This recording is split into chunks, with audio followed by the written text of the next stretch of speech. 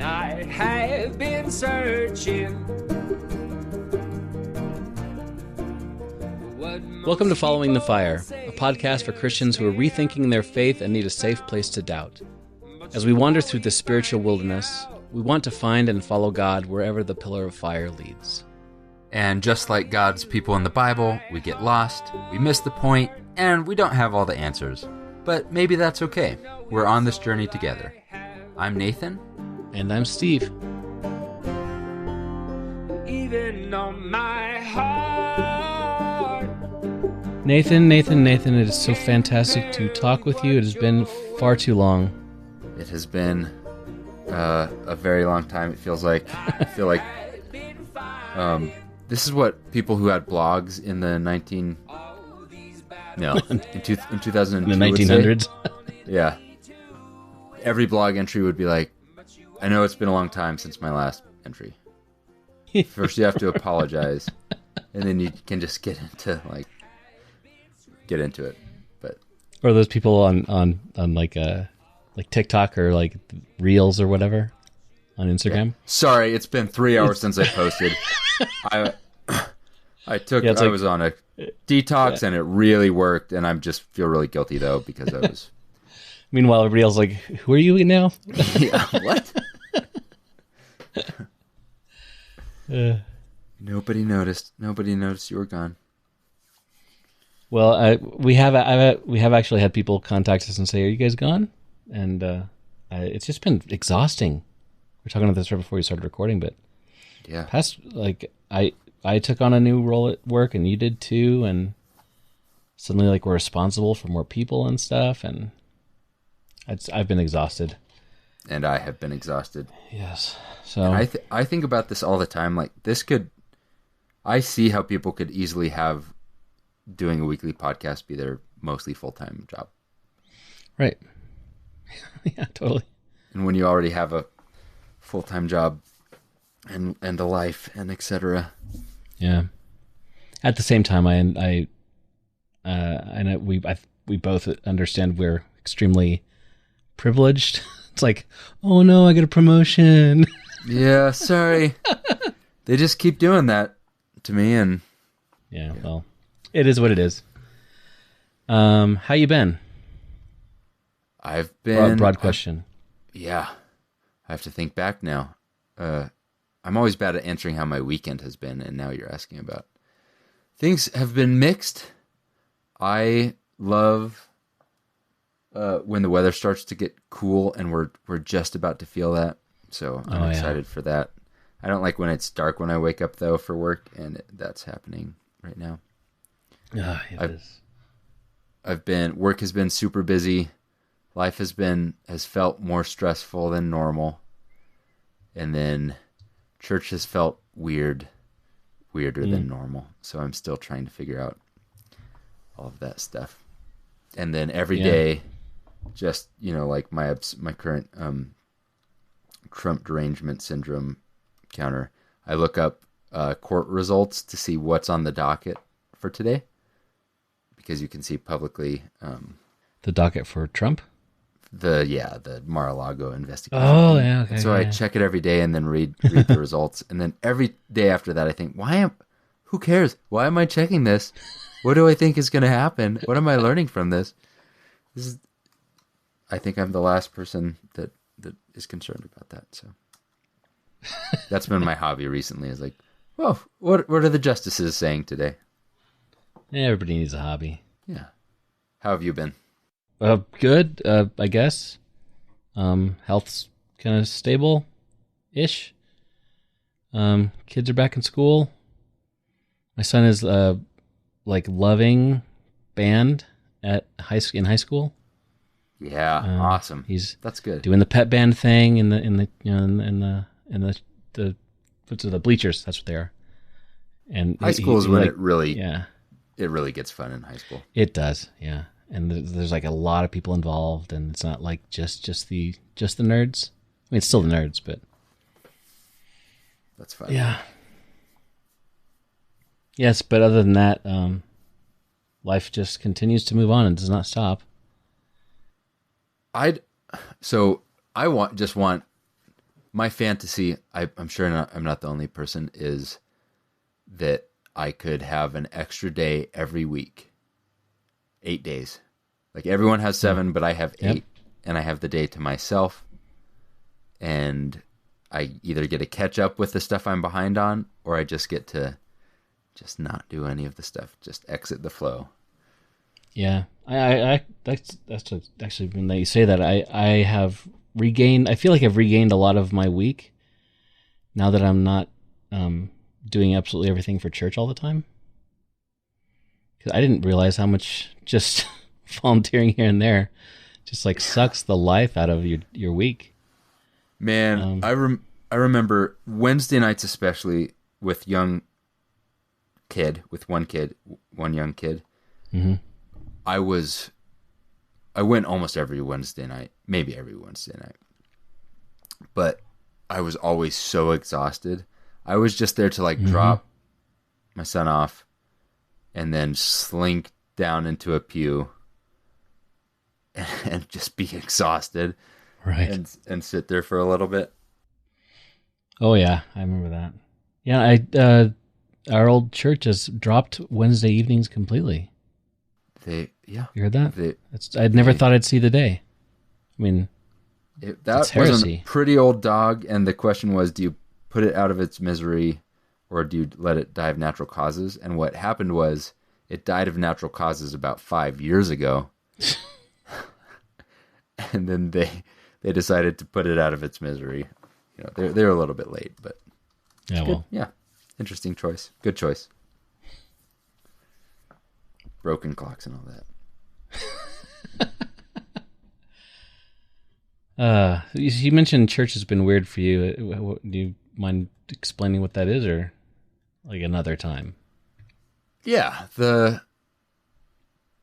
I mean, it's so weird because when I explain this to people, I don't feel like my deconstruction happened in college. Like that was my big reckoning, was, senior level Bible classes and the things that you learn in those in a Christian school and being in the Bible Belt. That was the challenge for me. Yep. And then in the 2020s to now, or maybe, the 2016 Trump era, I didn't feel like my position was changing very much. It was just the people around me. So, okay. Right. I felt like the stable anchor, not the thing that's being tossed around. And I'm sure that if I compared myself to 2020 or 2016, that's not true. I am changing and adapting, but it didn't feel, I wasn't feeling that change. It wasn't like fast for me. But because of what people around me went through, especially my brother, and then seeing the reactions to that. Yeah. I think I've developed just a very strong defense mechanism where I don't want to let people in, especially Christians, and that's the whole point of church. Or at least, I've been sporadically, infrequently attending church, and what I get out of it is mostly intellectual, because I'm very comfortable in that space. That's my safe space. But I'm very uncomfortable with making relationships with the people that are in the building. So that feeling of, that's the whole reason, that's what I believe church should be, is the relationship part. Yeah. And that's what's kind of the scariest to me, has made it hard to put roots down that are meaningful, or kind of walk into a new place with that vulnerability that is what you need to make that kind of church friend. Yeah, I think Christy and I are experiencing that a little bit too. I mean, even though we've we're members now, and I'm doing a deacon thing, it is weird, because I mean, there's people around me that have all these connections with each other for years, and you feel, I've never been one of the out group, really, Yeah. even churches like when I went to college or when we lived in Colorado Springs, I always knew somebody at the church already that pretty well, and they kind of like, shepherded me through the meeting the right people and getting involved in the right things and all that kind of thing. Yeah. One kind of cool thing at our congregation is we are going through the book, Do I Stay Christian? Which I was shocked to find that we were going to do that. I don't know if I mentioned that in a previous podcast or not, but that's been actually really, really good and kind of, I don't know, what's the word? Affirming, that's the word. Affirming to like what I'm processing through and I'm trying to figure out, and I mean, it's still so far away from getting it all figured out, but I am kind of, I'm getting close to being tired of the deconstruction process. I'm like, this is enough. Thank you. Can I stop now, please? Yeah. Yeah. That's nice though. Now that you say that out loud, I do think that's a thing that is hard for me is, I want to talk about these things because they're interesting and they feel important. And I am working through what's happening in our society or what's happening to the church. And I don't want to talk to the people I work with about that. I do everything I can to avoid all of the topics you're supposed to avoid at work. Right. I don't want to talk to my neighbors about that. But then when I think of going to a church, I think that the people I'm imagining on the inside are pretend and, so they're scarier than in reality, but I imagine them to be these people where that feels actually the least safe to talk about this stuff, especially as a new person. I can talk to you or my family or my wife about this, and like all of the stuff behind the backstory. But when I am in the new situation, I kind of want to like be an insider. I want to, usually I want to hide in the background, but I wish I could have those conversations, or even in a new church situation, sit in the back row while other people have those conversations. And it's a scary thing. We've been kind of slowly church hunting, and my wife used like Google or Yelp or something and found a church, and we were driving there, and I just popped it open and looked through a couple of things, and I was like, now I'm okay with going here, but this is going to be like the Trumpiest church we've ever been to. No way. So prepare yourself. It was like, the USA America Flag of Freedom Church or something. And, so I imagine the people there, none of this is true. Those people aren't like, they're just regular people trying to do the best thing. But I think the imagined boogie Christian is scaring me away from walking in those doors. So you ended up not going? Yeah, we went to another one that we thought might be safer. That was on we passed a sign and swerved into that that one instead. And it was okay. It's so funny. I was triggered the whole worship, and I'm not usually a triggered kind of guy. Like I feel like I can, but I just have, I think, this like weird trauma. Interesting. Yeah. It's a process, obviously, and it takes longer than we want, but I mean, change is good, I think, as long as you're trying to go the right way. I mean, I think we all are. My opinion has always been change is always bad and everything always gets worse. So this stuff's pretty pretty hard for me.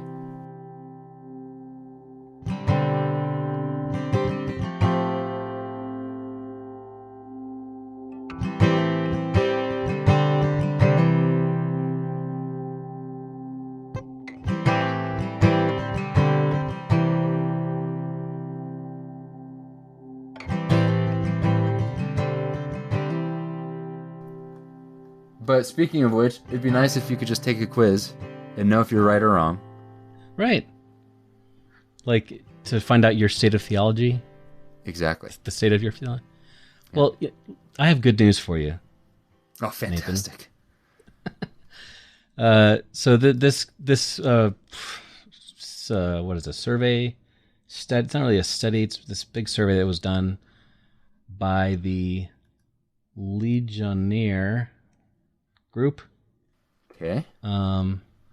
Anyway, it's been kind of going around the social medias and the evangelical world a bit because there are some quote unquote shocking revelations that have come about from this State of Theology survey that they did. And if you want to follow along at home, it's thestateoftheology.com, all one long word. And they did a study that's in 2022, and they did one it looks like they've got data from the UK in 2018. But for 2022, they have 35 questions that they had a bunch of evangelicals essentially around the country take this quiz and survey, and to figure out where they land on certain biblical, quote unquote, biblical beliefs. And it's not, warning ahead of time, it's not a non-biased group. It is not. No. At all. Ligonier.org is the folks who kind of oversee this stuff. And that Ligonier was founded by R.C. Sproul. And you may or may not know that name, but R.C. Sproul is, he was a preacher back in the day, and he kind of has a lot of his ideas were the foundation for the Reformed movement, at least the modern Reform movement, which is something, having been kind of sequestered in the Churches of Christ like we were, I didn't know that so many of the, what I called mega churches, and when I grew up, so many of these mega churches are really Calvinists. And I'm like, I didn't get that. I've run into on the weird part of Christian Twitter that is all of my Twitter experience. A lot of people have said they're Reformed or previously Reformed, and I was like Luther? I don't think that's I had to look it up. I had to look up what Reformed meant. Because I was with you. I'm like the Reformation, I don't get it. I thought they meant Lutheran. And they kind of do, but they kind of more mean Calvin. Much more Calvin. Yeah, much like, and even the idea of original sin. I grew up not believing in the idea of original sin because it's not in the Bible, but these folks do. So I just point that out because the question is pretty. I think the data they got was accurate, but if there's a data explorer thing on this website, and if you click on it and then you click on the question name at the top, it gives you an answer that's like the right answer. Yeah, you should have said this. I thought that was so funny. I looked at this and I'm used to reading. I've read a lot of polls. I'm used to Pew Research, and they do a lot of religious surveys, and they're just like, "Hey, what are people thinking?" And this one is a survey in which then they're like, "Wrong. You answered wrong. There's a correct answer to that. Here's the scripture, and here's what we think the problem is." And that was a pretty funny thing to find out on this. I haven't heard the discussion around it, so I'm kind of coming to this with not a whole lot of preconceptions, but it took me aback. Yeah, I was with you too. Because like statement 1, for example, is God is a perfect being and cannot make a mistake. So, of those surveyed, That's 2 questions, by the way. Did you ever have teachers that you get to a question and then you realize like the question is wrong? It's not. Anyways, that happened to me quite a few times in this one. So like that one, for example, like roughly 30% of Christians surveyed on this said they either somewhat disagree or they are strongly disagree or they're not sure. And the vast majority said this is true. This is a true thing that God is perfect being and cannot make a mistake. But if you click on the little true or false thing, it's like true, and it tells why and then what's in the Bible and blah blah blah. Yeah. But so the data explorer thing is kind of cool, because you can filter by gender and region and all this kind of stuff. If you're a data nerd, but the reason this kind of started getting a little bit of press in the evangelical world was because some of the questions really shocked, like the way people answered really shocked some of the folks out there. Like, for example, God accepts the worship of all religions, including Christianity, Judaism, and Islam. And like 25% of people are like, yeah, sounds right. Of Christians, not just people. Yeah, and it's not Christians, it's evangelical Christians. Right, yeah, true. But I'm trying to get to, what number was that? 3. Oh, that's why I started too far away. Yeah, there's kind of this report where they're talking about what's troublesome about the trends and what's encouraging about the trends. And that's one of the questions that some of these are really interesting to me because of where evangelicals are split and where they are not split. Mm-hmm. So that was a really interesting one. God accepts the worship of anyone, including Jews, Islam, and Christians. And evangelicals were very split on that, but very united on certain other topics. Yeah, yeah. Like the original sin thing. 71% of the evangelicals they quizzed believe that we are born innocent in the eyes of God, so not original sin. Right. And 21% disagree. But I think if you look over the data explorer, was number 15. According to these folks, that is false. You are definitely born with sin. Oh no. Yeah. So, and yeah, it's interesting the balance here. But anyway, what I want to do is I want to go through the questions and we can discuss them as we go. And I'm going to take the test as we go. All right. Survey. And hopefully you will not be concerned for my soul afterwards. And I'm kind of like in the baking show. I already have the fully formed cake in the oven, just waiting to go.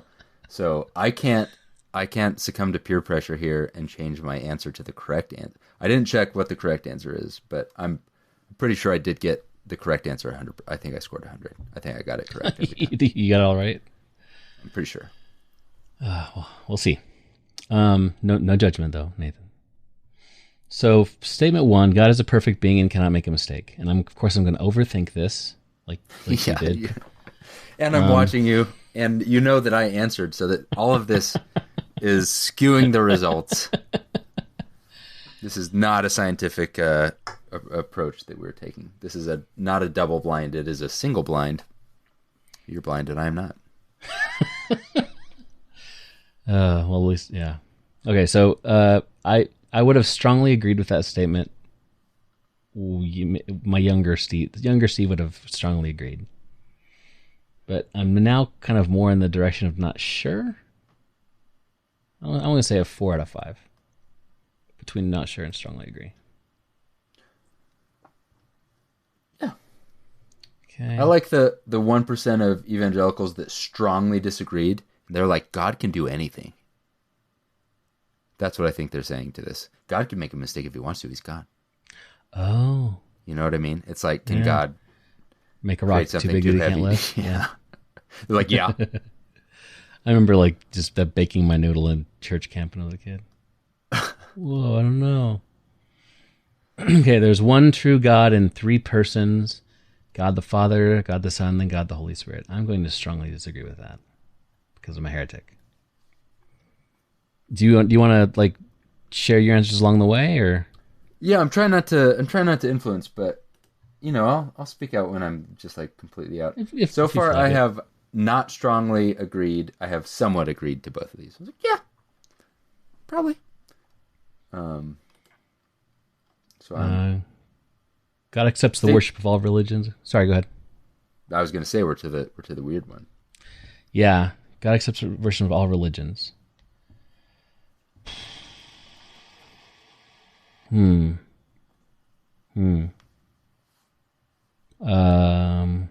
a bad question again. If they said all religions, which includes Scientology, it includes, you know, and then they just happen to mention the top three kind of like bona fide ones, you know. Right. I mean, yeah. See, I was going to say I disagree, but now, or that I agree, not strongly, but I was going to agree. I'm already influenced. But then you said Scientology, and that's I don't know, that's a business. Can we say that without getting sued? Is evangelicalism not a business? Oh, touche. Yeah, that was kind of cynical. Well, I'm gonna answer this as though Scientology doesn't exist, or like Christianity, Judaism, and Islam is what everyone's thinking. Baby eating stuff. But yeah, if we're just talking about those three, I'll say I agree, sort of. Okay. I said I don't know. Yeah. I truly I don't know, but I see now I'm feeling bad. I should go back.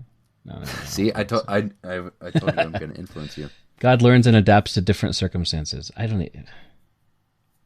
Sure, and I don't know. I'm not sure. Biblical accounts of the physical bodily resurrection of Jesus are completely accurate. This event actually occurred. So that's two questions again. Such a bad question. That is two different statements. Because they can't be completely accurate. Right. They can't be completely accurate because they disagree with each other in several ways. Yeah. Like, was there one angel? Was there two? When were and all this stuff? The questions are problematic. But not to evangelicals. Right. Because I can see the responses of evangelicals. So I know the quote unquote right way to answer this if I was an evangelical. But I am not sure that the event actually occurred the way it's described. So I'm just going to say not sure again. Strongly or somewhat?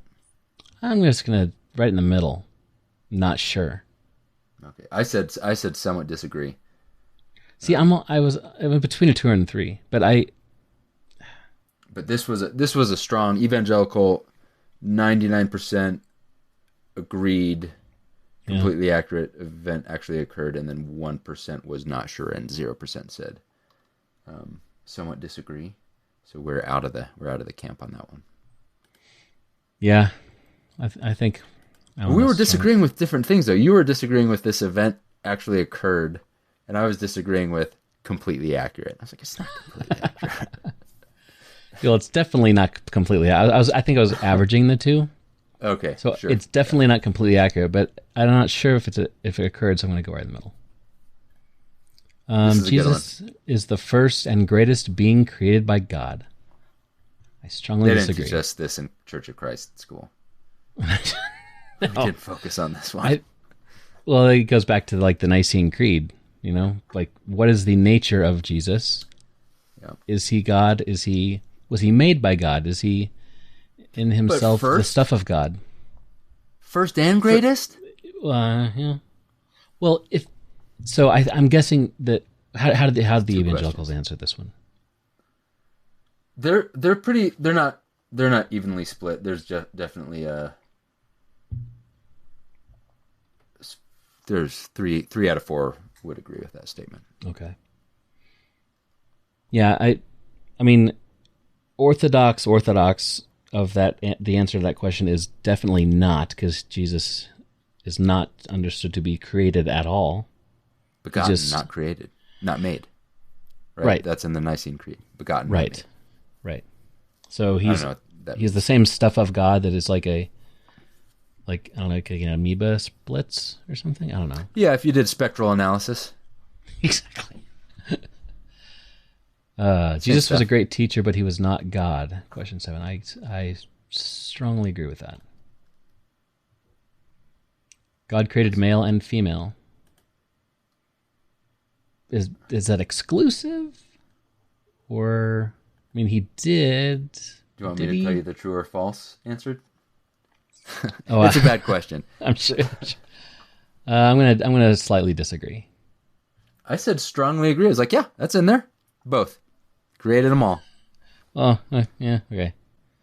I'm gonna say with slightly disagree, just because I know what they're asking. I know what they're I know what they're getting at. Yeah, they're being tricksy with these questions. The Holy Spirit is a force, but is not a personal being. I'm going to disagree with that. Because I think it's neither one. Yeah, okay. I said I do not know. That's out of my... I'm going to say I strongly disagree, because the Holy Spirit is just a descriptor of a spirit of a holy God. It's not a thing. It's not a person. It's like saying... You have a nice, calm spirit, Nathan. It's not. I'm not talking about a different being. Yeah, I'm not talking about a different person. And evangelicals, so many of these evangelicals, this is not an even split, but it's a 30-60 split. Yeah, probably because they're such bad questions. Now that I'm looking at these, it's because they're bad questions. Yeah. The Holy Spirit gives a spiritual new birth or a new life before the person has faith in Jesus Christ. This is the worst question, and this is just statistically, and I am a data nerd, this is statistically the worst question that they ask. I'm going to disagree. The Holy Spirit can tell me to do something which is forbidden in the Bible. This was my favorite question. I took a screenshot of this one. Really? Yeah, I'll see if you answer it correctly. You tell me to do something which is forbidden in the Bible. I'm not sure. I said strongly agree. Oh. Because there's all kinds of stuff forbidden in the Bible, and all of these stories where in Acts, I'm thinking about Acts. Okay. They're like, dude, go eat that thing. Go meet with that person. That's true. Tell that eunuch. It's like that's like explicitly forbidden in the Bible. I know they're not getting at that. Let's see, true or false. No, can't, cannot, will not, would not, should not, wouldn't tell you with a fox. That discounts the possibility of any further. Well, no, I was going to say any further revelation, but then the further revelation wouldn't disagree with itself because God doesn't change according to them. Well, yeah, you start with the idea that none of it conflicts and that there isn't a difference or process of change, and so that's how you know that something is true or not. I feel like this is the one that people are prepared for, that nobody's ever going to have to run into. Like, hey, what if you think it's God talking to you, but he's telling you to murder? Like, be prepared. If it's not in the Bible, that's not God. And that has never come in handy in my life once. No. The Holy Spirit has not tried to trick me into eating shellfish or cheating on your taxes. Breaking the Sabbath. Yeah. Okay, question 12. Everyone sins a little, but most people are good by nature. I'm going to agree. Yeah, I agree. Not strongly, but I'm... Very, very even split in evangelicalism. Yeah. Even the smallest sin deserves eternal damnation. Strongly disagree with that. Yep. Speaking of that, there's this whole thing right now. So, the Dahmer series came out or whatever. Yep. And is he the Church of Christ guy? Yes, he is. Okay, it's us. It's our fault. It's our fault. Well, I guess in the I haven't seen it because I just can't watch it.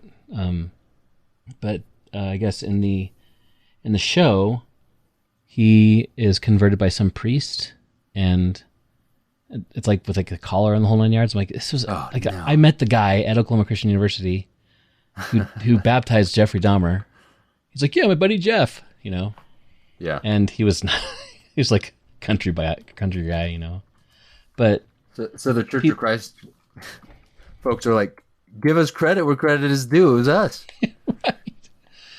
But the conversation that's been going on around this in the deconstruction TikTok world is everybody's like up in arms, like how in the world can they think that this like that he's going to heaven, and somebody who is like the best person and does everything he can to follow God, but like went to the wrong church building is going to go to hell? Yeah, it's a valid question. I mean, it's hard to square that with logic, but I mean, kind of like, do you think of God as a lawyer?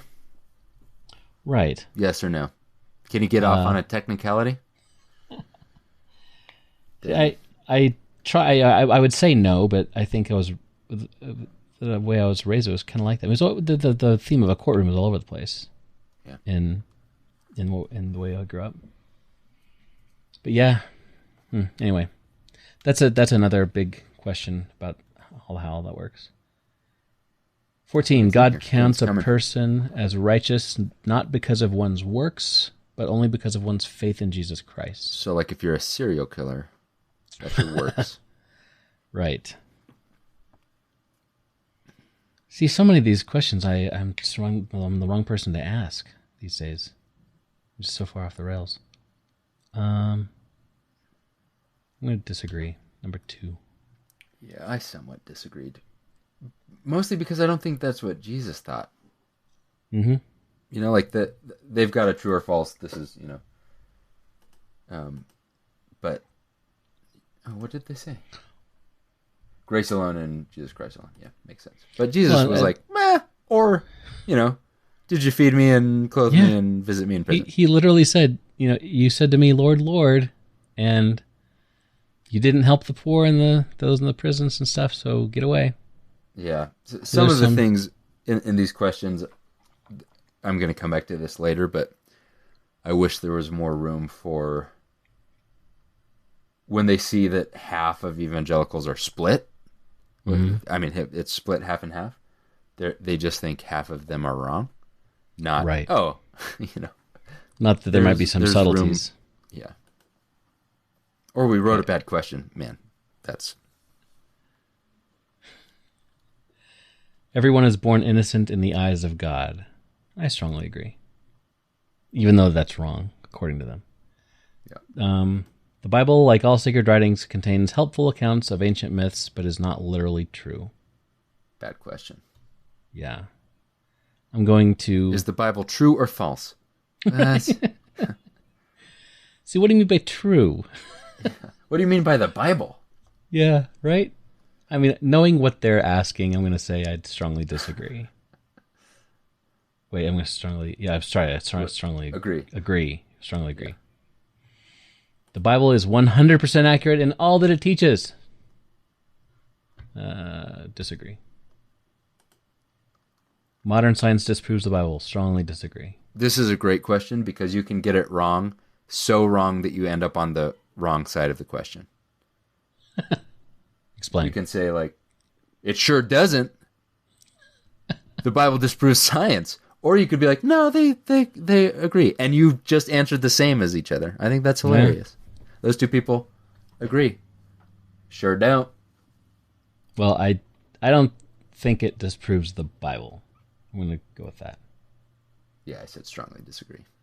But that was the biggest evangelical response as well, was strongly disagree. Yeah? Really? Yeah. Huh. Yeah, I think... Oh, no, that makes sense. But from the wrong side, you know what I mean? Yeah. Okay, God chose the people he would save before he created the world. I'm not a Calvinist. It's a Calvinist, very Calvinist. Strongly question. disagree with that one. Very split. Hell is a real place where certain people will be punished forever. Strongly disagree. There will be a time when Jesus Christ returns to judge all the people who have lived. I disagree. This is huge agreement in evangelicalism, 90%. Oh, yeah. Yeah.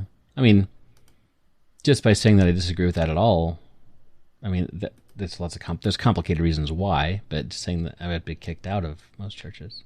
Yeah, I said, I don't know. Yeah. Worshipping alone or with one's family is a valid replacement for regularly attending church. Yeah, I agree.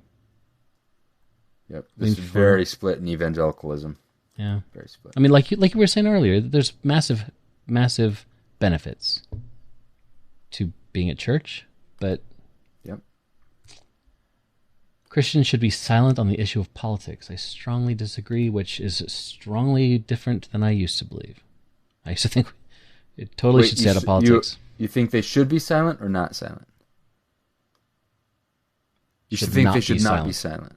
You're right. So the statement, Christians should be silent, I disagree with that. This is another one where you can circle so far that you end up agreeing with people that agree completely. This one almost exactly matched evangelical, not evangelical. The numbers are identical. Really? Which I think is interesting. Wow. Every Christian has an obligation to join a local church. Disagree. Here, we're getting near the end. Sex outside of traditional marriage is a sin. Ugh. I mean, traditional marriage, it's like people saying question. Right. Yeah. It's like people saying the biblical model of marriage. Okay, like which one? When Moses had several wives, or when Abraham let his wife gave his wife to the Pharaoh to have sex with, and I mean, it's all over the place. And they didn't have marriage ceremonies. I'm gonna say I'm either not sure or number two. I'm gonna say number two. I disagree. Abortion's a sin. Well, I disagree. Gender identity is a matter of choice. Strongly disagree. Question. Yeah. This one is very split in evangelicalism, but I think it's because, I think they were like, it's politically loaded. It is politically loaded, yeah. The Bible's condemnation of homosexual behavior doesn't apply today. Okay. I don't believe the Bible condemns homosexual behavior. And that's what applies today. Right. But I know what they're going at. I'm going to strongly disagree with that. God is unconcerned with my day-to-day decisions. I don't know anymore, to be honest. I was strongly disagree. I was like, I think that's what he cares about. My day-to-day yep. This other stuff, no. Premillennialism. Yeah.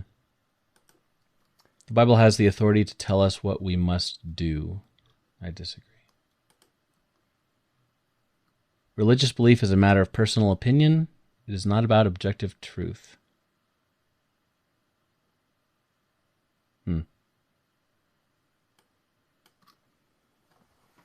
That's another two-parter. Yep. I'll kind of agree with that. The Bible is the highest authority for what I believe. I disagree.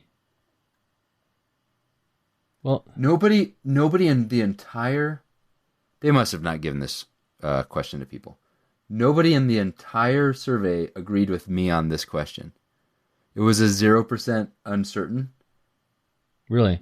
In both things. I was like, I don't know. Yeah, I was going to say I disagree, but I don't know, because part of the problem is I don't know what I believe anymore.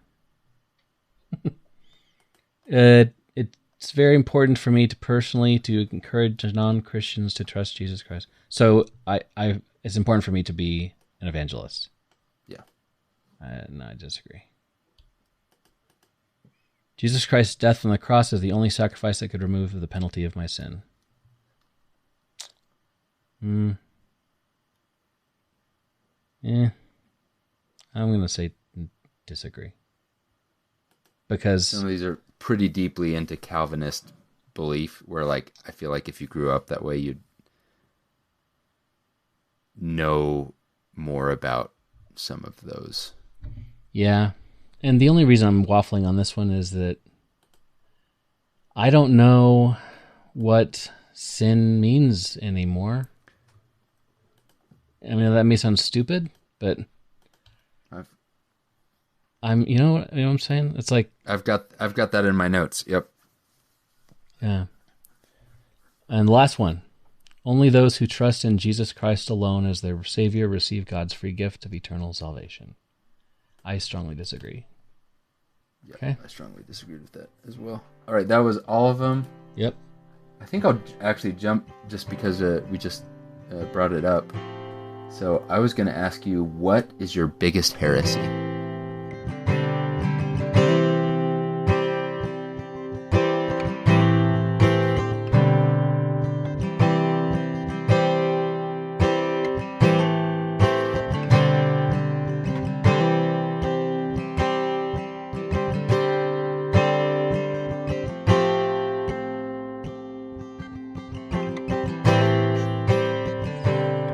Biggest heresy, according to the Nicene Creed or Church of Christ or the Catholic Church? No, just like it's the one that one that feels most heretical. The one that feels the most heretical.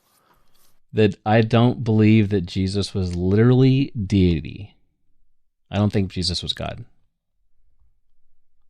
I think that there are lots of ways that was misinterpreted. I think the things that were written about him were like the you don't see any hint of that until you get to John, which was written much later, and arguably not by John. And I mean, I could go on with reasons why, but there's also the fact that when it says that he is the fullness of deity in bodily form, is that one of those epistles? Galatians, Colossians, I believe. Anyway, where it is. When it says that he's the fullness of deity in bodily form, that's always used to say, well, he is obviously God. But the way that the Jewish mind, the Jewish belief would approach that is that he was carrying the authority of God, even though he was a man, and that he like the Son of Man idea. Yeah, kind of like an ambassador goes to another country. They are the mouthpiece of that country, and they're referred to as that country sometimes, even though it's not literally the country, or they're not the president. But what they say is, you know what I mean?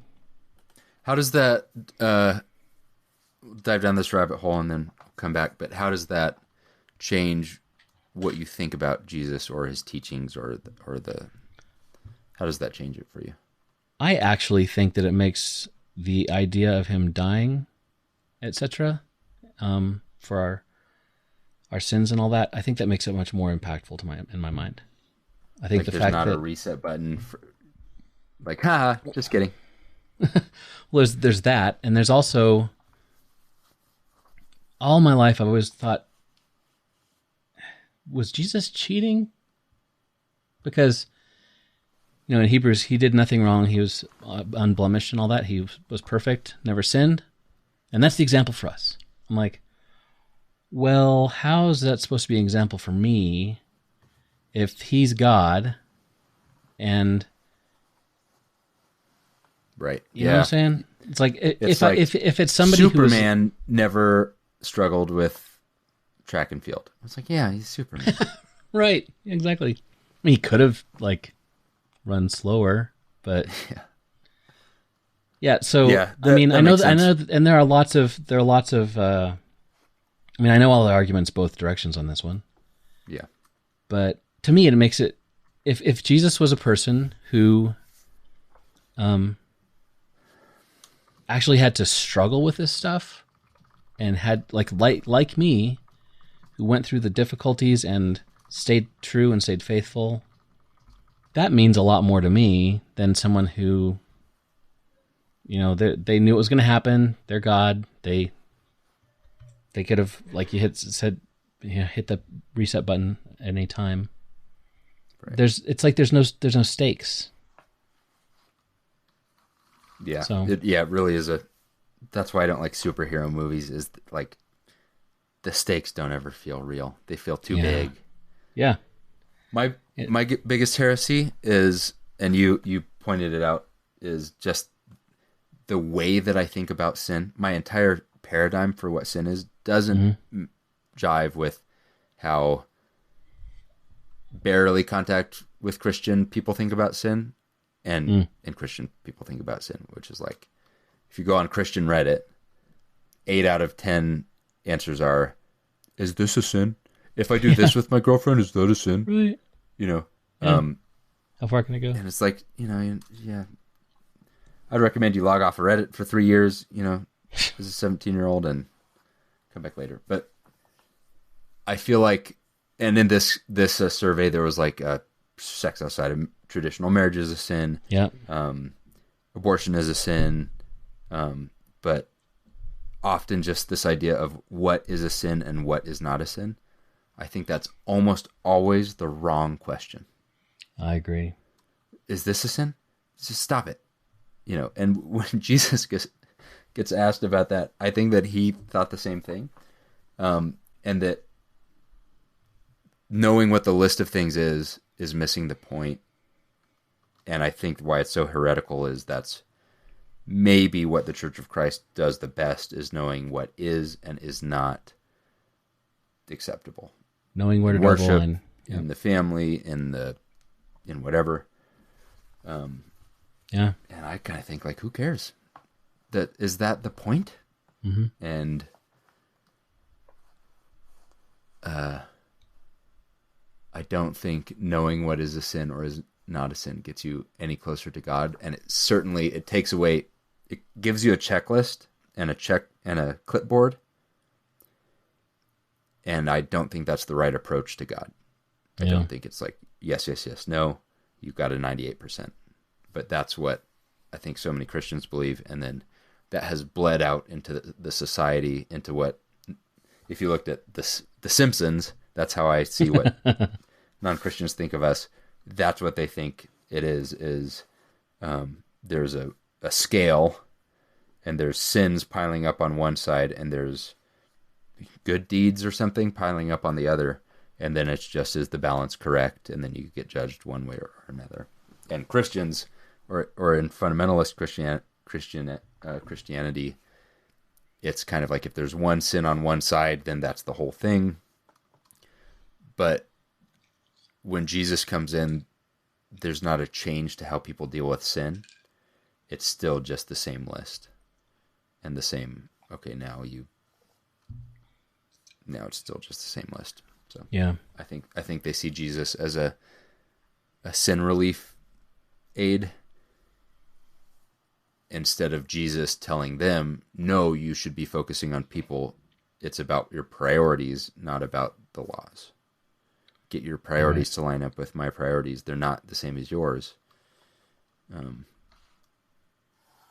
Well, and I've been really rethinking the concept of sin in general, because the more I look into things, I think that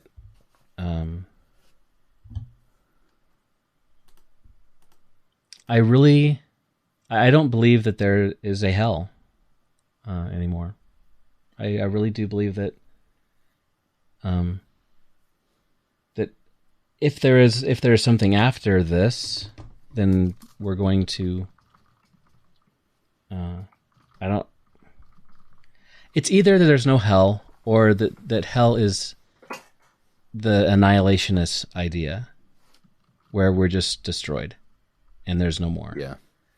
The concept Not of eternal conscious torment. Right. The whole concept of God doing that, and like the roasting you over a fire for eternity, That is not.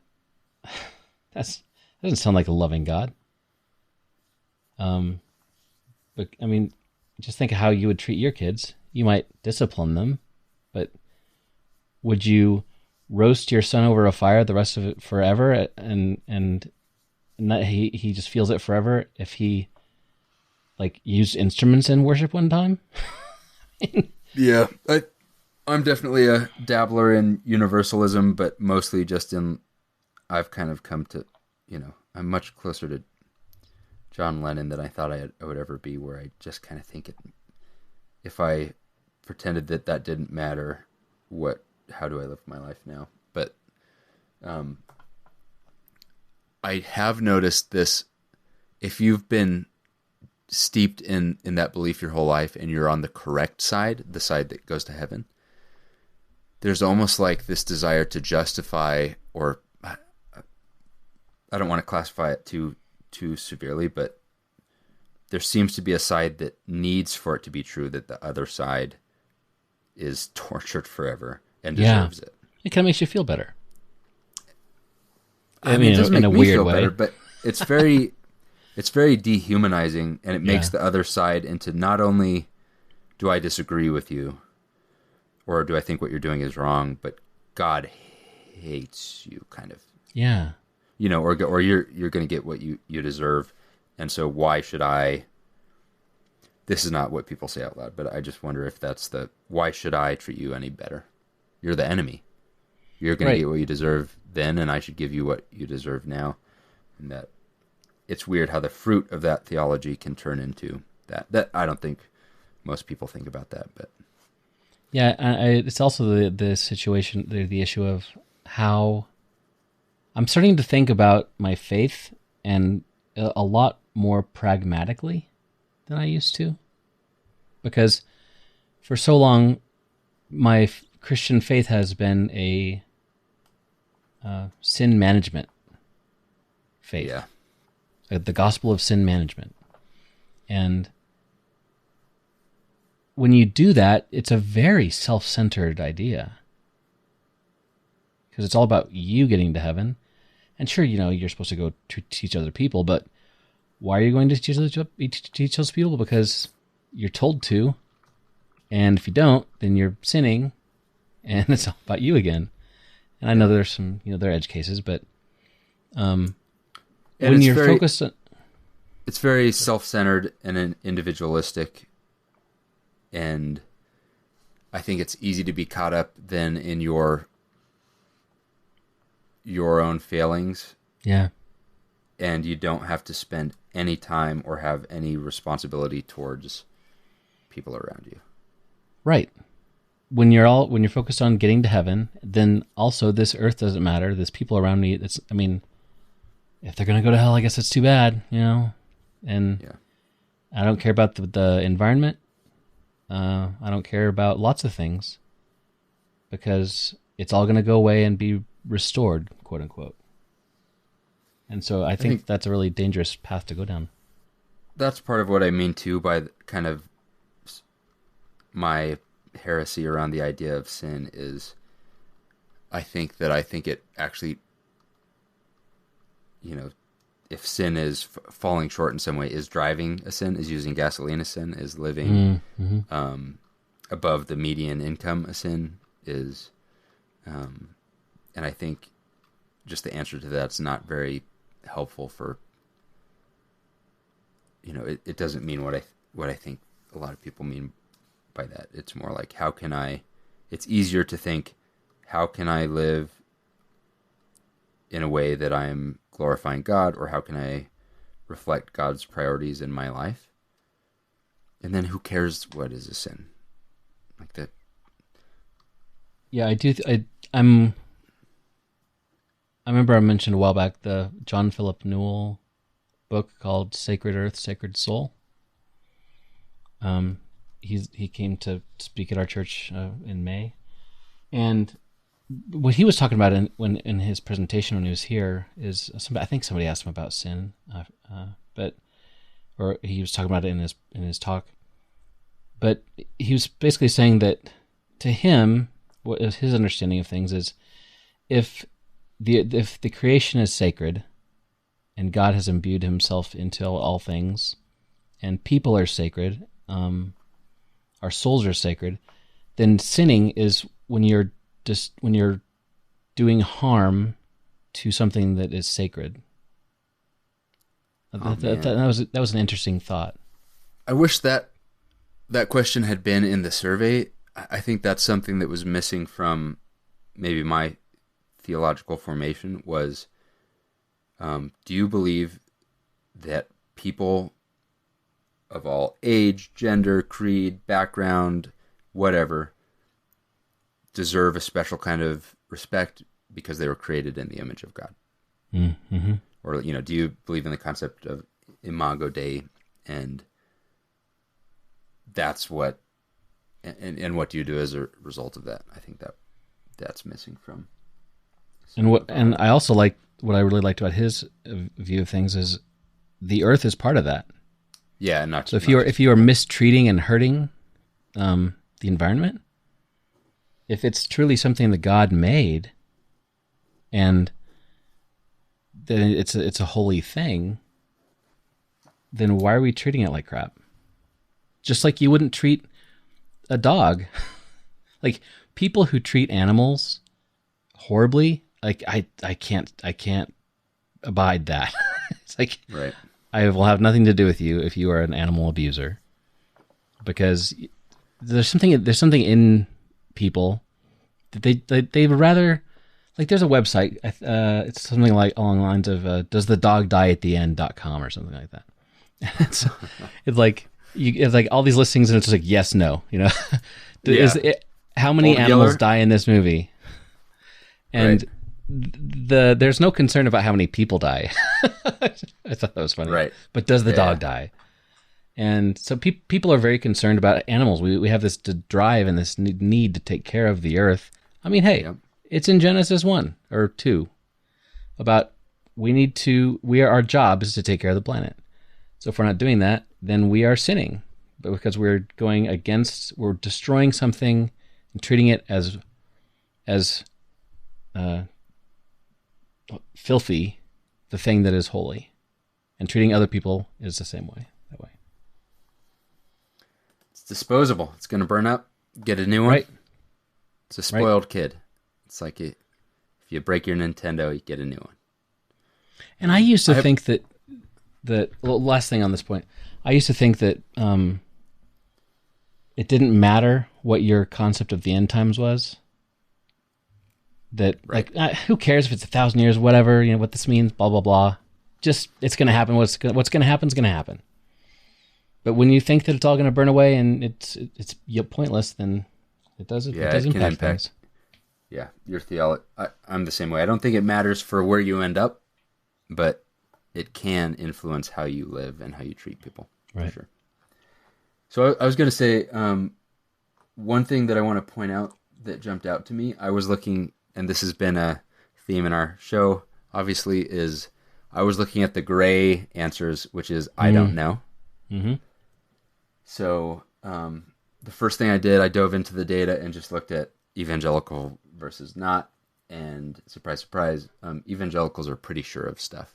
Even when, and in fact, there was no, let me make sure I'm right about this. Okay, I'm not good. Evangelicals, on almost every question were more certain, meaning nobody chose the I don't know answer. Right. Than the average on every question, even when the evangelicals were completely 50-50 split. Really? So they were just certain on one way or on the other side of the issue. And people still answered I don't know who are evangelical, but statistically significantly less than who are not, which I think means something. But then I dove into like demographics, age, college, education or not. Right.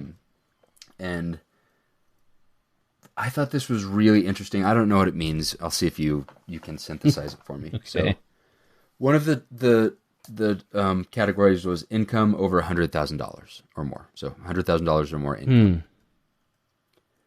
So if you were an evangelical, who makes $100,000 or more, on every question, the uncertainty drops compared to the typical population. The or uncertainty evangelical. drops? So certainty increases, less uncertainty. So evangelical, So the more money you making a lot make, of the more you're sure. the more you make, the more you are sure. Okay, and sometimes it's significant, like uncertainty drops by more than half. Just comparing evangelicals to evangelicals. So the more you make, I guess I don't know, the more you know, and right. So Yeah. that would make sense. But then I looked at, if you're not evangelical and you make more than $100,000, your uncertainty increases. Isn't that weird? So rich evangelicals are like sure of themselves, sure of their place in the world, and they know the answer to the theological questions. And I think there's something to, like, they are living out the dream of health and wealth, and they deserve to be where they got, and all of that. And for some reason, it's not even not Christian, but not evangelicals, on the majority of questions. So on every question, if you're evangelical and make more than that, uncertainty goes down. But the other population, the uncertainty mostly, the majority of the time, goes up. And I just think that was interesting. It is. I kind of played around with the education filter to see what that did. And it didn't seem to do much.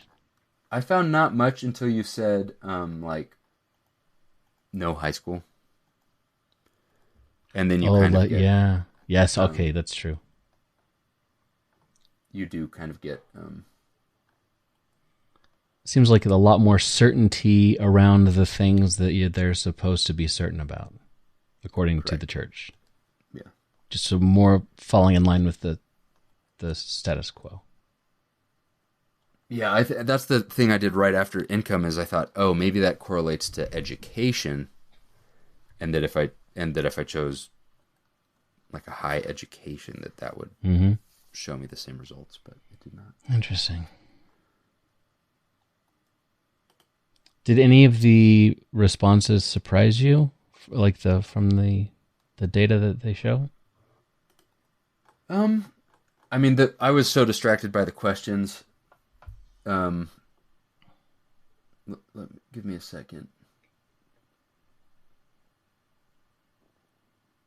Yeah, actually, so I was suspicious of the results in some cases because they do this survey every 2 years.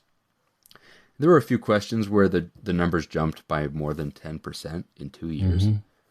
So one was Statement 16. The Bible, like all sacred writings, contains helpful accounts of ancient myths, but is not literally true. And in 2 years, it changed from evangelicals 15% agree to 26% agree.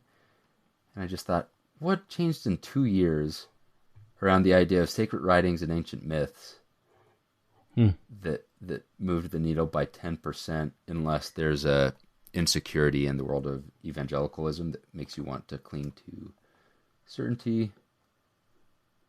I thought the survey said there are concerning trends and encouraging trends. So the concerning trends were the exclusivity and deity of Jesus Christ has gotten better in evangelicalism. The historicity and divine nature of Scripture has gotten better in evangelicalism. Better, according to their standards. Objective truth, gender identity, and homosexuality. And I kind of wondered if, what the reasons behind that might be, if it's kind of a pendulum swing or a doubling down, or even just the people who claim to be evangelicals are self-selecting out of that group. I was that God accepts worship of all religions. I just assumed it was weird that was one of the most split ones in evangelicalism. Jesus was a great teacher, but was not God, changed 13% in 2 years among evangelicalisms. Evangelical. That's surprising. Yeah, and so one thing I just thought is like, are we asking different people the question? When you say, "Are you evangelical?" Did something happen from 2020 to 2022 that different people say yes to that? And I would say yes, for sure. Yeah. So do the trends over time? Do they? Are we tracking the same people? I guess. Right. But also, when you see, Pew Research does this, probably more, I don't know, more accurately, or they definitely have better questions, I would say. Right. More rigorous.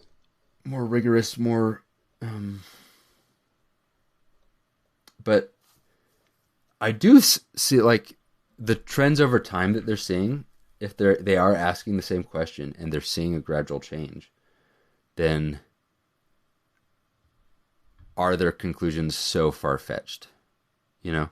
So like they're worried about the state of things, or when things improve, they're celebrating that. But it's interesting to think about what does that mean, that it is a gradual change over time over an entire population of people. Yeah. And I guess mostly I think, well, I've changed on something, but it feels like evangelicals have stayed the same, or they say things like, "Oh, there must be bad teaching in this area," but I kind of wonder what's actually influencing that number. And of course, as a now heretic who's been mostly attending mainline churches, the fact that they just distinguish between evangelical and everybody else seems problematic to me. Yeah. Because there was a whole lot of non-evangelicals answering things like, "Yeah, I believe in the resurrection of Christ." So I was like, that means you're a Christian. So Christian's not synonymous with evangelical. Yeah, it's just interesting to me that they didn't care to make a distinction. I see. Yeah. Are you a Christian? Are you evangelical Christian? And then are you neither? Yeah, and I read stuff like this, like, surveys come out like this once in a while, or studies or whatever. And like there's a Pew Research thing from last month in September 2022 about how in 50 years Christianity is going to be the minority in America. Yeah, I saw that. Just with the direction things are going. And it's like, I see this stuff and it's like, well, what do I do with that? Does it change me? Is it just interesting information? And I guess you don't have to do something with everything you hear, but I don't know. To me, at this point, it's kind of like interesting information just to see how the direction things are going. I'm sure it's a panic mode for some people, but yeah, I do think the older you get, the more this becomes the sport, is like the things are going in the wrong direction. The youth are worse than the middle-aged people, are worse than the older people, and it's all going wrong. Yeah, speaking of that, I did go through the data and I was looking at the age gap differences, and it's what you'd expect with the folks who like gender identity, for example, and homosexuality. Those questions heavily skewed toward the older people not liking those things, right. And younger people, no problem.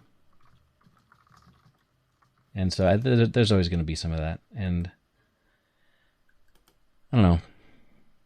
I'm just more I'm getting more to the point where I'm realizing and in my understanding of things, which is not perfect, of course, but it's just that there seemed to be a lot that, I don't know, things seem to be broader than I thought they were. And I feel like I've almost spent my life telling God who he is, or who they are. Yeah. And not, I don't know, not listening is not the right word, but not concerning myself with who I am and how I'm helping other people. It's just more, I guess I'm ready. Let me back up. I'm ready to let God tell me who he is, as opposed to trying to figure out who God is and tell God who they are. And because I don't know. And the more I learn about the way, like, even modern Christianity has come about, the less confidence that I have that so much of it wasn't just done by men purely for control reasons or power or whatever. And so, I don't know. That's my statement earlier in the episode of, I'm not really sure what I believe anymore. Yeah. I'm just trying my best. I felt a similar thing when I went through this, because I remember in youth group, we did take, Pew Research sent us, in church we took a poll, and we were teenagers, and we kind of got a speech ahead of time that, like, hey, we're going to be answering as the Bible believing, church attending ones, and so get the answers right or whatever. Yep.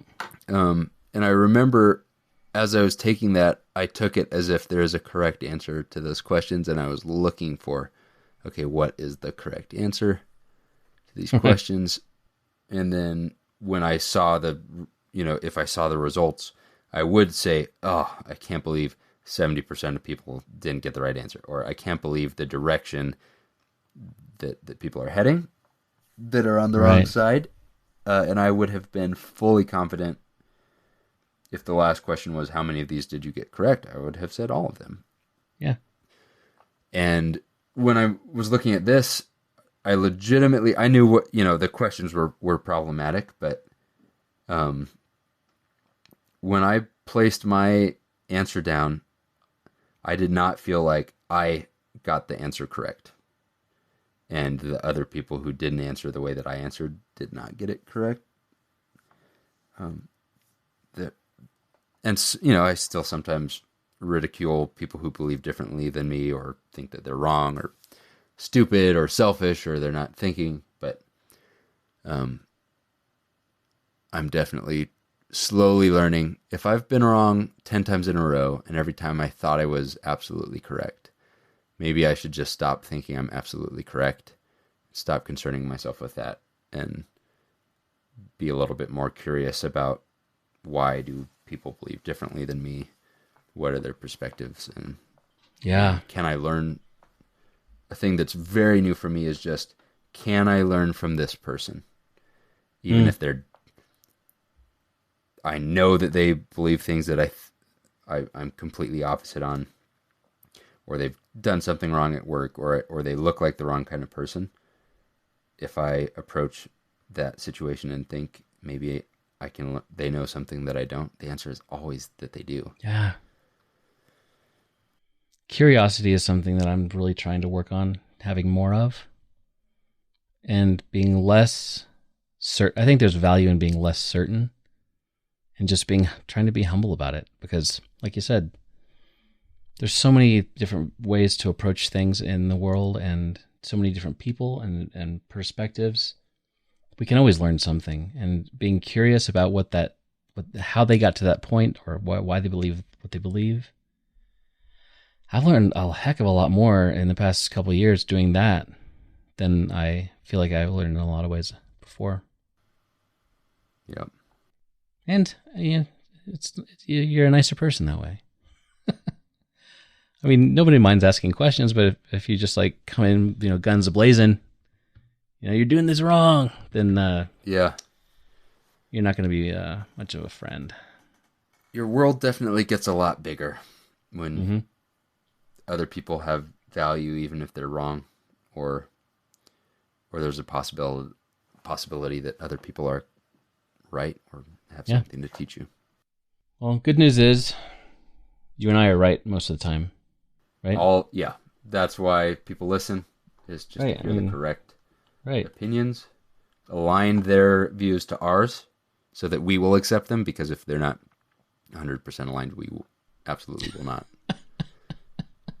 And yeah, if they're not sure, we can just tell them what to believe.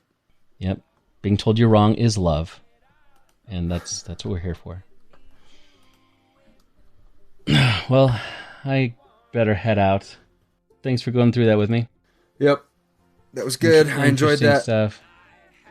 I'll be sending my edits and suggestions to their editorial board for next time. Get some better questions in the survey. Yeah, hey, you might want to hire a statistician next time.